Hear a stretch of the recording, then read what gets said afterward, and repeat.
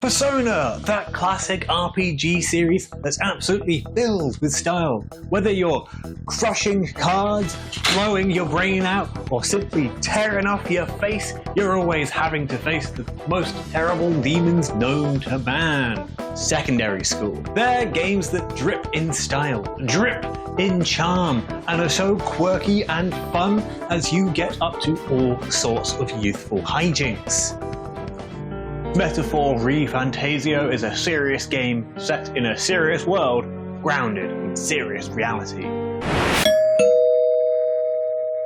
So, it's finally happened. Atlus have decided to make a new RPG that isn't based on Persona 5. Yes, after 8 years of Persona 5 getting an extra version, a dancing game, a Musou game, a tactics game, a mobile game, and also being the main focus of Persona Q2, an Etrian Odyssey game, we are finally moving on. It's just not Persona 6.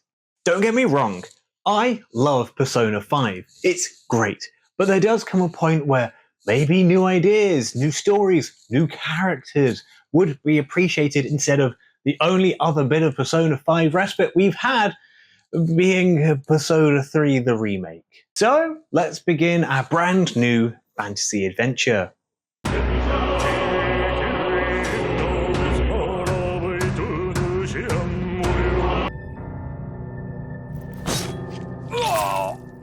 Your kingdom will perish alongside you.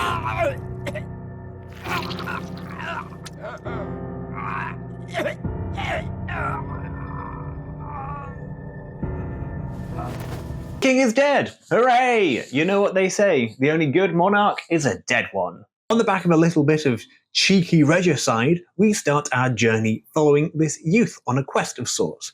One thing leads to another, and daylight robbery goes wrong. Now fall in line! Let's want to get stuck like us!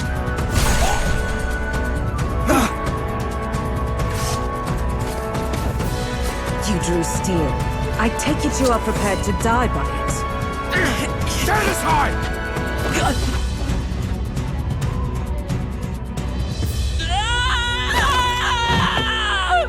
That's the quickest game over I've had in a while. Well, fine though, other than being stranded in a desert, so you need to start your walk back. It's fine though, I know these games, if I attack these worms, I'll get a preemptive strike and it'll be fine. Your health is getting low, careful! What? Oh god, oh god, oh god! Well, I got away from them. Better avoid these for now. Oh god, they found me! Run! In moments of entering the capital, you already get a vibe for the tone of this game. People are actively racist towards you, casting suspicious glances, or literally shouting hate from a window towards you. But you also immediately see someone get hung. Hanged? Hunged? Let it be known, for misuse of an igniter, you will hang by the neck until dead! Made dead. So you can guess the sort of cutthroat world we're in. Your quest is a simple one. Join the military to find your contact. Step 1. Temporarily join the military. An orphan, too. The army can always use more of those. I can't possibly imagine what they do to deserters in this world. Just need to put in my character's name here. No, we need something a bit more fantasy. Perfect. All right, lad. Welcome to the Guard. With our character named and signed up for military duty, we might finally step into the start of our game. It all feels so familiar. Light visual novel elements, turn-based combat, and importantly, a silent protagonist. This is an Atlus game after all. I had it handled. You didn't need to butt it. Huh. I guess the protagonist speaks now. I mean, it's not a Persona game, I guess. But wouldn't you know it, something goes wrong. Your first mission, a simple stroll to a fort with your new buddy Stroll, comes to a stall as everyone creates a stall when they're made a fool, and are nothing more than fuel for an ongoing feud, becoming some tasty food. The commanding dude, who has previously been very rude, gets stuck in a rut as his soldiers rout when they hear a nearby shout. Short on time, you race into the fort, absolutely fuming, to discover a human. Humans are foul, monstrous creatures that bring devastation and destruction wherever they go. And in metaphor, ReFantazio, they're also a type of enemy, fresh from the Garden of Earthly Delights by Hieronymus Bosch. In your epic encounter, you prove to be quite useless, resulting in an overwhelming defeat. But wait, do you hear that? The sound of your own heart pounding in your chest, the rhythm of the soul, the ceaseless drum that proves your existence. Oh God, you're meant to keep that in. Put it back, put it back.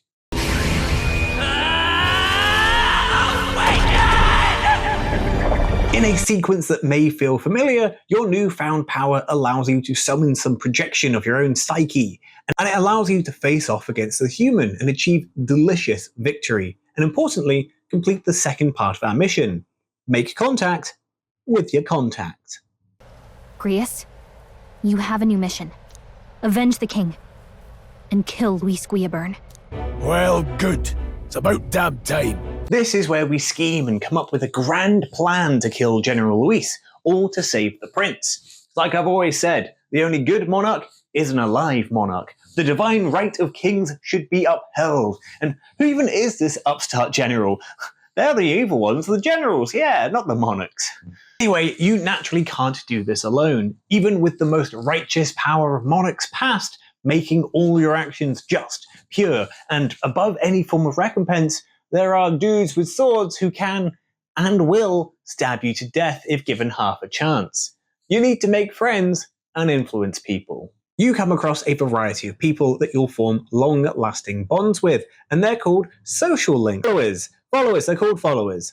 It's normally clear which ones you'll form these social links with, not through their unique models and character art, but instead through the simple power of holding hands. So then I said, those aren't my lungs. Oh, you're so funny. I know I am, aren't I? Listen. Had a lovely evening. I know what you mean. I have too. You know, it's getting kind of late now, and I think we've just missed the last train. I don't actually really live that far from here, so I don't know if you want to... What? Oh, it's nothing, just... This isn't really going to work out. I've got to go. But the trains are out. I'll walk. It's with these powers that you're able to progress, gain increased strength, and venture forth in your quest to kill Luis. Your fool of a king is dead! Disillusioned by vain aristocrats and simpering clergy, he withered and died under his own weakness. On second thought, he does seem to speak a lot of sense. It's like I've always said, the only good monarch is a dead monarch. Those who stand at my side, who oppose the powers that be, my protection is yours. Or refuse my hand and perish. I will lead us over your corpses. Well, consider me thoroughly conflicted. Politics is hard. Can't we just kill the guy?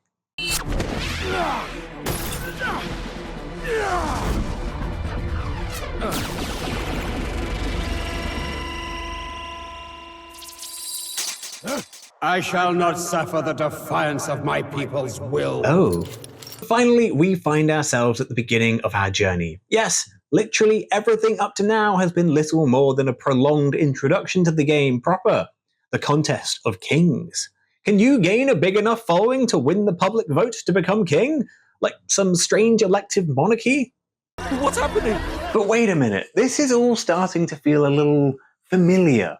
Social links, a side character whose job it is to tell you when your bedtime is, an incredibly lengthy introduction sequence that takes literally 5 to 7 hours before giving you anything close to free reign, the ability to summon strange creatures for the combat, monthly challenges that need to be completed with a deadline ticking down each and every day, while you just, surf the streets on your sword, a silent protagonist. A mostly silent protagonist. Is this just Persona 6? Don't be ridiculous! It's got a completely different name on the box. See? Wait, hang on a second. What's this?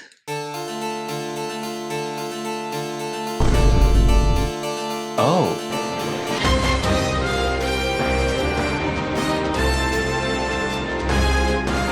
Metaphor ReFantazio uses classic turn-based combat. You all line up and politely allow one another to wail on each other in turn. Your team gets a go, then the enemy team gets a go. A tale as old as time. The key thing here is that this combat is really good and quite difficult.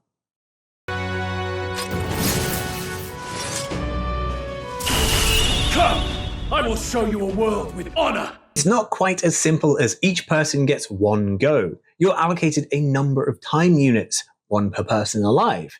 Now, if you strike an enemy's weakness, then you only use half of the used time units. And what this means is that every encounter becomes its own kind of puzzle as you try your best to kill everything before it gets a chance to absolutely rock your world. Because, oh god, this game is punishing. Here! Hulkenberg's badly wounded! Yes, this isn't your simple affair where combat encounters are run-of-the-mill, and if anything, gradually tedious. Metaphor is more than happy to suddenly hit you hard and hit you fast. If you make a simple mistake, well, you best start believing in tough fights. You're in one. This doesn't strictly mean, though, that you'll have to take part in what everyone thinks these games entail. Grinding. No, I think I grinded literally once in the entire game, near the very start to face off against this strange bird creature. The big dragon just behind this somehow proved much easier, and it may have just been whatever build I had with my team that saw my fantasy dying. Hello, good sir. Nope, you're not a trained electrician, Jeremy. And that's where the power of the kings comes in.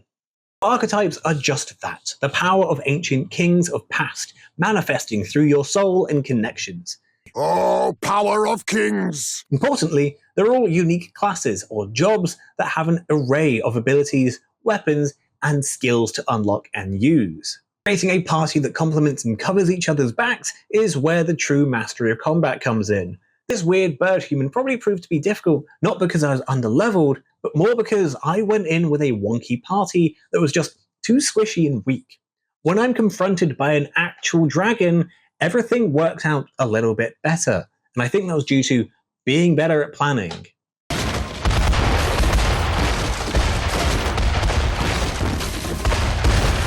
While each character has an archetype unique to them, and more importantly, your party members have a base type that they get during their awakening, unlike previous games, it's not just the protagonist who is given the benefit of variety. Everyone can be whatever their hearts want, which is convenient as their hearts were removed.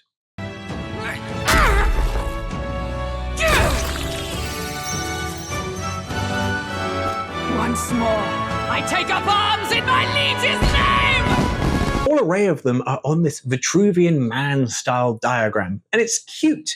Each tree of class represents one of many parts. These are the many arms, these are the many legs, and apparently one of them is stored in the balls. Would you believe me when it turns out that fists are stored in the balls? You shouldn't punch people here, balls or not. It's really cool. Not the being punched in the balls bit, I'm led to believe that's actually pretty uncool, but instead you're no longer forced to use someone you utterly hate, just because they've got a unique skill or element type that you need to round out your party, like in Persona. No one had any emotional connection to late to the party Haru, You shouldn't annoy a girl with an axe! Sai and gun skills were quite unique, so I guess the dream team of Yusuke, Arn, and Makoto must wait. I'd rather not use Teddy, but I'm currently without an Ice Persona in the rotation, so he's finally off the bench. And don't even get me started on Ken or Junpei. Instead, you can just have whoever you want fill whatever role they want. Yeah, they're probably predisposed to one type of thing. Stroll has high strength, so he's going to want to hit with swords. I'll fix the filthy coward with the end he deserves. Hulkenberg has high endurance, so probably wants to tank. I am knight, I am commander, and last of the honor guards! You can, and should, vary up their lives. You unlock more skills the more you play a class, but eventually you hit mastery with them and should probably try something else. This doesn't mean you're suddenly weakened, and if anything, is highly required to unlock more advanced classes. Sure, you got a cool skill that lets you swing strongly with a sword once you hit max level with the warrior, but you can attach that skill to whatever you then want to become. There's nothing in the rules that says a mage can't use a big sword skill. This also benefits that earlier problem of not quite having the right skills at the right time for specific resistances, as you can equip an array of elements and skills and attacks to make up for weaknesses that a class might have. Suddenly, that level of planning and tactics falls nicely into place as you keep debuff skills and the like all on hand. It's just really cool. It lets you face off against those tough challenges, and you can kind of push your luck a little bit by just planning enough. Like that dragon. However, there are a lot of encounters throughout your dungeons, and this remains true to the classic Persona problem of MP. All of your skills require MP or health, and you recover health by using MP for healing spells. So, this all begins to rapidly tick down as you kick through a dungeon. This isn't too big of a problem for small side dungeons, but rapidly catches in your throat as you spend several hours working your way through one of the bigger story ones. Unlike Persona, however, you can't take your daily religious pilgrimage to the vending machine to get rare MP restoring fizzy drinks, and have to rely on the few drops of MP restorative items that the game gives you through dungeons and quests. These are almost never purchasable in bulk in in-game stores. So, well, what do? Not only are you fighting for your life to get those crumbs of MP to last through a dungeon, there will definitely be a very tough and challenging boss at the end, which will also be a major drain on your MP. You can't chug fizzy drinks for your betterment, so is the only way you're to recover by leaving the entire dungeon for a good night's rest, come back another day, use up your precious calendar time? Well, not quite. Let's just say I found a way around it that's, if anything, much, much worse. Some of your classes will have passive skills, like the gunner who restores HP when you kill something on the field. The important one, however, is the mage, who has the same but for MP, which means if you don't mind running back and forth between groups of easy-to-kill enemies, you can gradually restore your MP to continue your quest. This was honestly the best method I could come up with. It doesn't even really count as level grinding either. If you're a high enough level to kill creatures in the overworld, then the game greatly reduces their experience distribution, resulting in just slowly working away to get something back. I honestly don't know why Persona games just don't allow for the use of tent-like items at the rest spots. People aren't using these to return to the dungeon, they're using them to save in between grinding teeth. Another criticism is one that can be leveled at almost every RPG ever, and that's status effects. Outside of decreasing an enemy's defense, attack, and agility, the status effects exist, but they're not really something you'll ever think about. This is hardly a problem unique to Metaphor, and even more so just all RPGs ever. But when you're afflicted by a status element, it becomes more baffling than anything, as who knows what it does? Normally it's just take more damage, or stopping you from using the big cool abilities that you might save for bosses. Also, speaking of, the game starts out with these cool, terrible creatures to fight. Each human boss fight feels so cool and unique. They all have some kind of mechanic to them that keeps them spicy. And then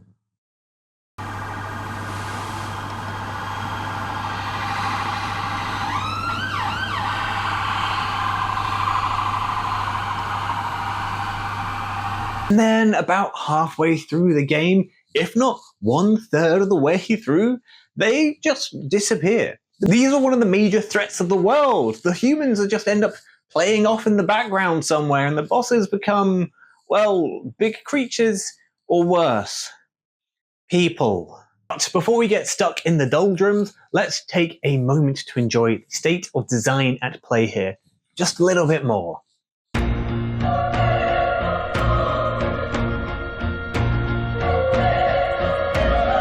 So the Persona games, or more widely just Atlus games in general, are notorious for their sense of style, and this is mostly down to the mind, and I guess the hands, of Shigenori Soejima.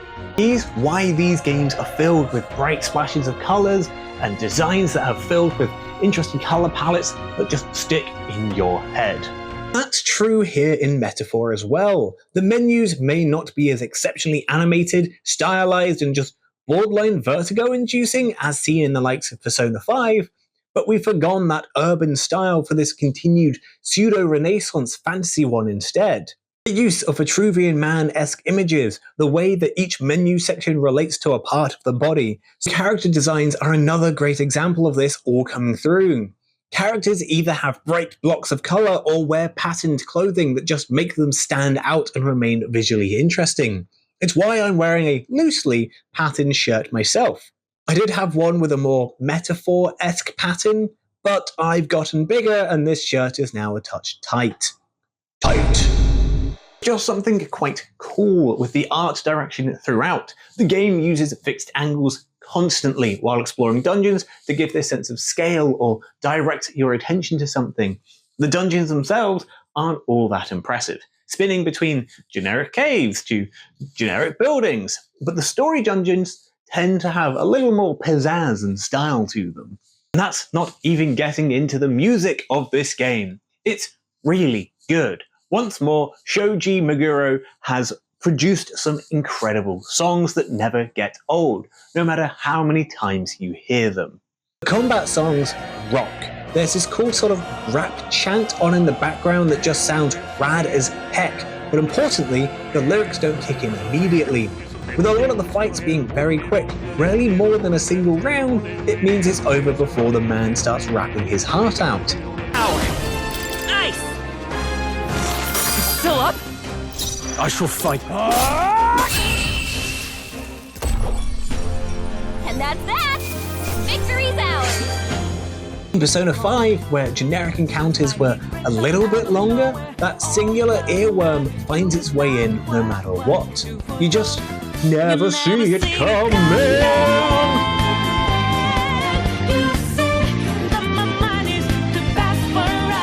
Here, when the rap kicks in, it means the fight has gone on longer than usual. It means it's probably harder. It needs the extra vroom that the monk brings in, and it's just so good.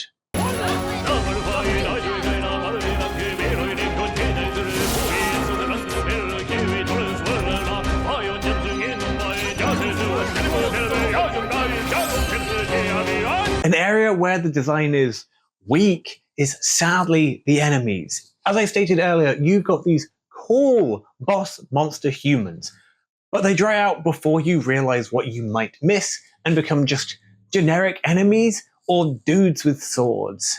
There are still smaller human enemies that are strange and still look like they're fresh from the rightmost panel of our favorite triptych, but once you've seen one egg with legs, well, you've seen an egg with legs, and changing the color of the egg doesn't really change those legs. This also applies to the other generic fantasy monster enemies that you face. The various gobos, moths, birds, and worms. They are essentially the same enemies you'll see throughout the entire game, and it's a bit disappointing. Sure, previous Persona games often had the same enemy types throughout the game, just now with different masks on them, while Persona 5 reused the Persona summons you got in-game, now as enemies. This latter one felt great as you constantly came across new beasts with unique setups and weaknesses. In Metaphor, it's not quite the old Persona games, but it's also not really much better. The gobos get bigger, the wolves get more of a mane, but slight variances in the model doesn't make for an impressively engaging experience when it comes to monster diversity. The thing is, where this is the most egregious is the humans. Again, look at this. Look at the variety of hand. Sure, you've got this ear with knife, this actual boss, and this thing But there's so many other greats. Where's the bird hourglass eating and pooping people? Huh? Metaphor even goes further and pulls more designs from Bosch's works. These guys from The Temptation of St. Anthony, this bird lady from The Last Judgment, or even this egg fella from the other Last Judgment. The point is, if they're going to scrape through Bosch's works for creature designs, there's a whole plethora of little critters in these works that could have at least added a bit more variation to the main threat of the world. Like, they're sort of one of the big things in this game. Kinda what the story's all about, right?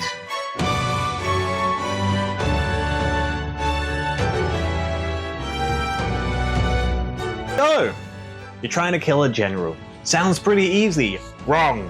The divine right of kings manifests in strange and confusing means.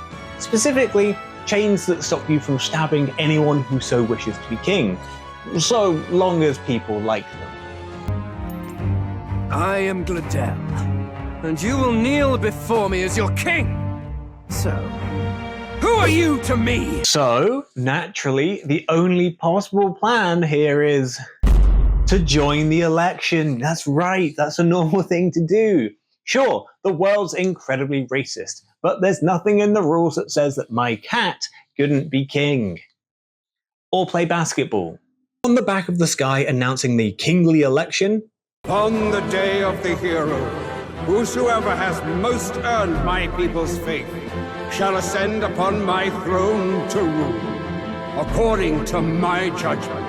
Be thou criminal, pauper, or noble, thy claim is decided not by stature or trial. Yeah, like that. The church takes hold of the situation by announcing a contest of champions, a simple round-the-country race of sorts where any prospective contestants must perform a series of tasks to impress the populace. It's really cool because it holds up a mirror to our own electoral system. Not the vote itself, but the pageantry and the performance that takes place leading up to one. Well, the novelty of it might win you some looks. The manicured and media-designed debates to validate candidates in the eyes of the populace, despite others existing on the docket. Ladies and gents, have you heard the news? The curtain's about to rise on the show of a lifetime. It explores the idea of an election turning into a form of entertainment, the town crier himself amping up the crowd as if it's some great underdog story and not, you know, an election for the actual king?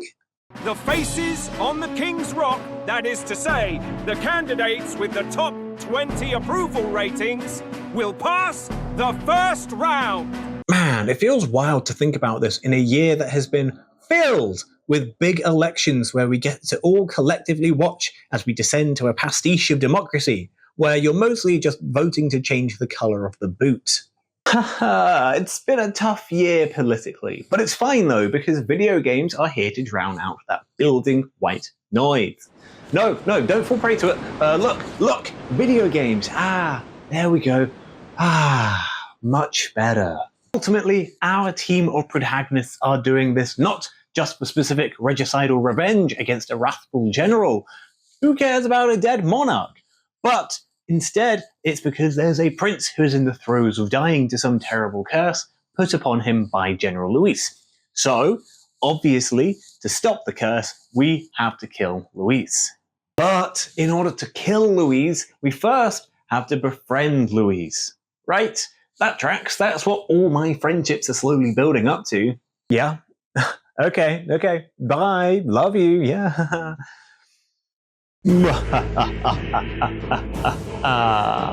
On your grand quest, you're tasked with a variety of tasks, fighting your way through the guts of a giant worm.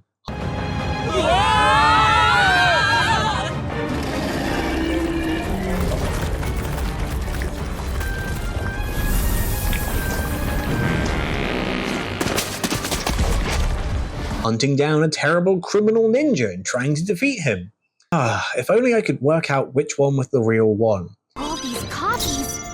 I wonder if there's some way to tell them apart. Something is different. What, Gallica? Is it the shoes? The sword? Oh god, I just can't work it out. Wait a second. Something's off.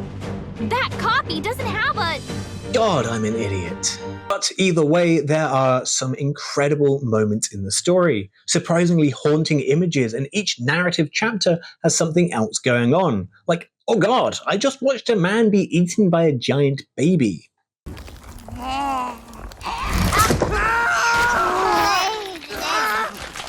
I can't go into things much due to spoilers, but the story builds with this conspiracy against Luis, with a number of supporting characters and other plots woven in that keeps things really interesting. As you're racing around the world on the back of your giant walking minibus, there's just so much going on, and it's really good. It has moments of overt weirdness as the story shifts into a full Persona-style finish, but the ideas it explores are great, and the characters, oh man, the characters.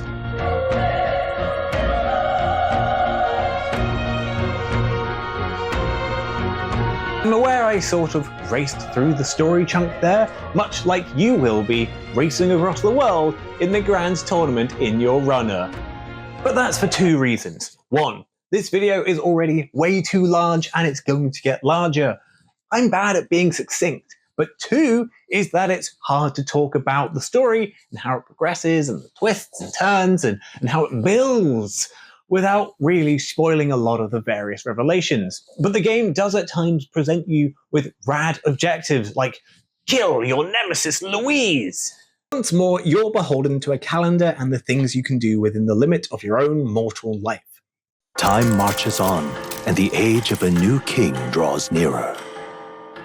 Unlike Persona, you're not working your way through a school year, and instead, a much smaller period of time. But that familiar loop of doing the story, then doing the town bits, then bouncing back to the story, still exists here, but it's different, slightly. Each story beat has its own deadline to complete the big dungeon by, but there are tons of side dungeons now to fill those days between. This is mostly because the actual town activities have greatly diminished. Previously, you'd be eating your Big Bang Burger challenges, going to the arcades, trying to do fishing, or 20 other activities like studying and going to bed on time. I know, Morgana, I guess I am sleepy. In metaphor, that's stripped back. You've got your 5 essences growing out your head here, and your social links. But that's it. Instead, you're focused on trying to sway people to your ideals, your bid for the throne. And you do this by just helping people out. Doing quests and all sorts, getting some notoriety. A lot of these involve some side dungeon or bounty, and you travel the world in your gauntlet runner, seeing all sorts of sights, like these cool bits of concept art. Before you head out, you can pick up some intel on what type of monster awaits and what they might be weak to, which is really cool to help you prepare for, but with the limited days, doesn't that mean going to dungeons loses you an entire day and evening? Feeling like some kind of punishment for engaging in the world? No. When you're traveling, you get the chance to chat to your friends, or read, or the kingly duty of laundry. So you're just always moving forwards. It's really nice because the game gives you more than enough time to do everything and talk to everyone. Previous games have felt almost manic in the tight, ruthless efficiency in which you live your high school life. Right, if I spend my lunch studying, I'll have enough brains to then consume the big burger, boosting my confidence correctly so that on the 3rd evening of each month, I can then talk the hot so hot. while still being available to have sex roleplay with my teacher every other day without getting in the way of my ability to play baseball. Even when you felt like you were doing things well, everything would somehow slip through your fingers at the end and you'd be left with friends who resented you. Unlike my real life where I put in no effort and my friends still resent me. Each time you talk to one of your compatriots, the relationship advances and it's great. Musical notes no longer determine whether or not you're losing 1 or 2 extra days because you accidentally said the wrong thing to your main man Yusuke. Characters here are super fun and really well realized.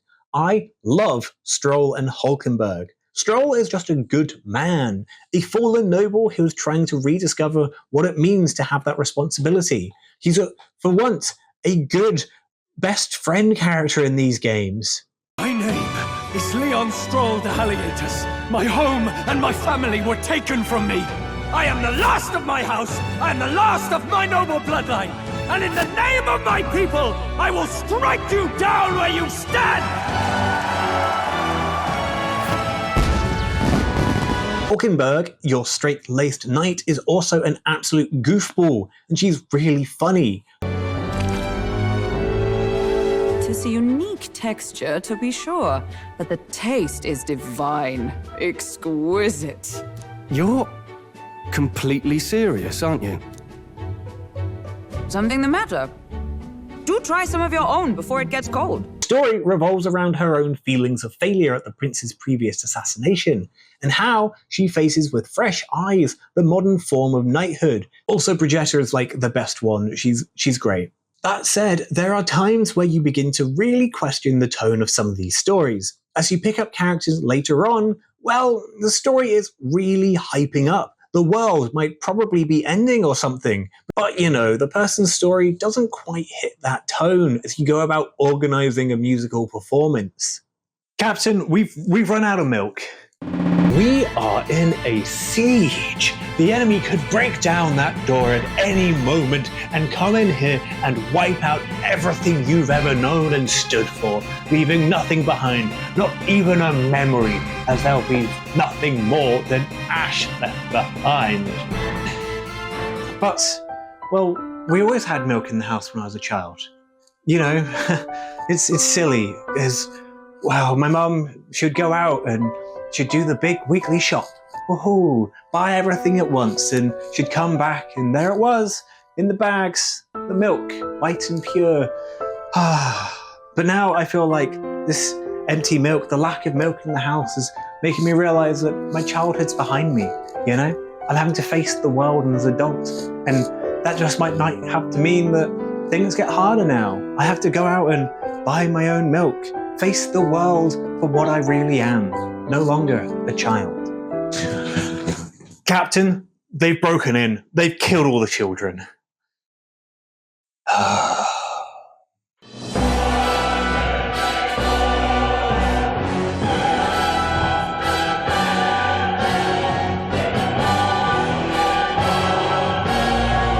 Metaphor ReFantazio is a great game and feels like such a breath of fresh air within the RPG genre. In a world where more and more RPG series are shifting towards action combat and more modern settings, there's something great about Atlus just coming out with an incredible turn-based combat RPG. When you die, it flashes up with "Fantasy is dead." So, fantasy is only fiction, is it? Die in the game, I mean. And it feels like that's one of the key themes here. There are a ton of political bits and pieces, which I'll go into in a second, but fantasy feels alive with Metaphor. The traditional late medieval, early Renaissance setting of fantasy, the turn-based combat in a big, major release, menu systems that aren't riddled with 3% increases, and instead, equipment that feels meaningful. It's a good, solid RPG experience held up by interesting combat and an even more engaging story, because it's just really good. Unsurprisingly, a game centered around an impromptu election asks a lot of political questions, and with the backdrop of fantasy, these questions are centered around people's ideals. Louis is forthright with his views of the strong thriving in a meritocracy, and manages to push this through by he himself being militaristically strong. The weak would flounder in this world, but fear drives others to follow him because the bigger threat is his own fist. There is no God. Think hard on your salvation, and whether you'll find it in prayer. Other characters shout out their ideas of the world, the self-interested thoughts of a specific race or religion ruling, when they themselves are of that race, or the literal Pope. Such is the duty of those with power. Who expected anything less? His Eminence Borden is simply in another class. Others use the election as an excuse to merely self-promote their own businesses or throw anarchy to the wind and call for short-sighted revelry, basically just gaining whatever they can whilst the spotlight is on them. The protagonist and Katharina push for ideals of equality and helping others regardless of standing, but live in a world that is resistant to such thoughts of unity and change. If you take part in debates, you have to fight to try and prove your vision of a utopia, your idea of a world worth living in, and it's cool. Everyone has some flaw within, whether just downright cruel or overly idealistic, but the game focuses on hope and characters striving to make the change they want to see in the world. Utopia is impossible, but that doesn't mean we shouldn't strive for it, work for it. So long as we push for it, we'll work towards something that feels a little closer to those ideals, even if we may never achieve just that.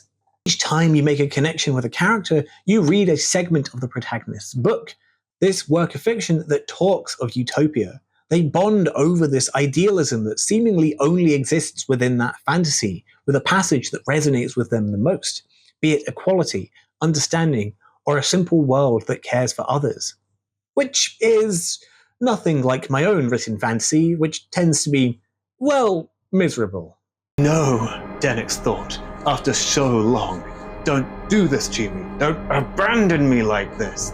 The walls felt like they were closing in on him as his brief ember of hope in the world, the singular crumb of light that could have held back the darkness, was extinguished in a puff of smoke, allowing for that darkness to crash down around him.